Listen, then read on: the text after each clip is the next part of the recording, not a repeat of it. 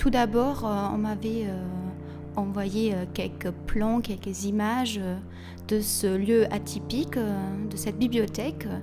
Tout de suite, ce qui m'a plu, c'était que c'était un espace vitré, en fait, ce patio. Que ça me rappelait tout de suite un aquarium. Donc forcément, ça m'évoquait un peu le monde animal, on va dire. Et puis, j'ai très vite compris ce qui m'intéressait, c'était l'architecture que je voulais mettre en avant en jouant en fait vraiment sur les différents niveaux du bâtiment, les différentes hauteurs du bâtiment.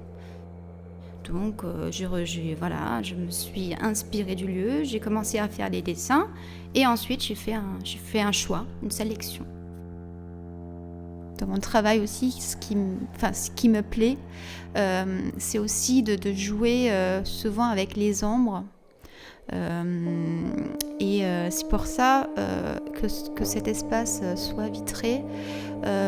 Ça rajoute des reflets aussi à cette œuvre.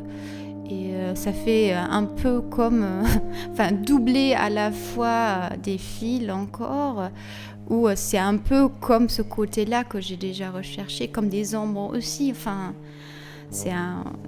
Et du coup, je trouve ce jeu-là aussi intéressant, qu'il y a ce jeu avec les vitres même et l'œuvre.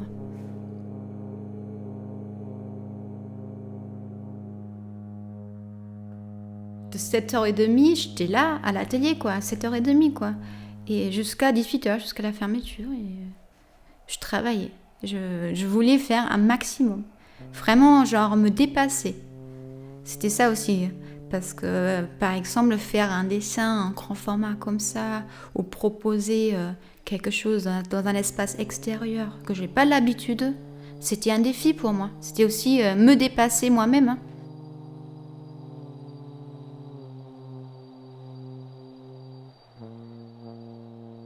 Et je trouve, c'est en quelque sorte une proposition aussi de dentelle, de travailler la laine comme ça, de créer des formes, de les tresser, de travailler ça sur du grillage et de proposer cette œuvre-là. Pour moi, c'est une façon de faire de la dentelle.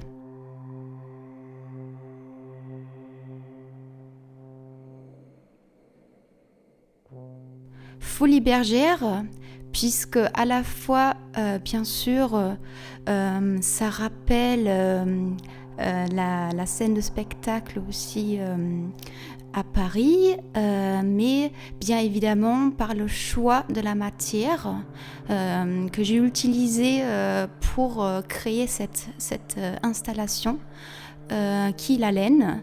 Donc voilà, bergère, la laine. Et puis la folie, pourquoi la folie ? Parce que j'ai voulu que cette œuvre soit très envahissante, qui monte même sur les différents niveaux du bâtiment, sur les toits et aussi au sol. Pendant que je travaillais, je voyais les étudiants parfois avec un regard un peu étonné et curieux qui me regardaient, et d'autres qui pas du tout étaient vraiment très concentrés de leur propre travail en fait, et qui regardaient pas plus que ça non plus le travail que j'étais en train de réaliser. Donc ça dépendait beaucoup des étudiants aussi, je pense, mais ça avait un vrai avantage en fait, que ce soit vitré. Donc du coup j'étais vraiment exposée entre guillemets aussi aux étudiants comme sur une scène. Cette pièce a aussi une dimension très poétique au fait que quand il y a du vent, c'est en mouvement, et du coup ça flotte dans l'espace, c'est animé, ça bouge, et tout de suite ça crée une certaine poésie dans l'espace, et il y a presque un côté hypnotique, comme quand on regarde le feu aussi, il y a un côté hypnotique. En tout cas, moi, j'ai été ravie de faire cette résidence et de laisser cette œuvre jusqu'au 7 juillet ici à la bibliothèque.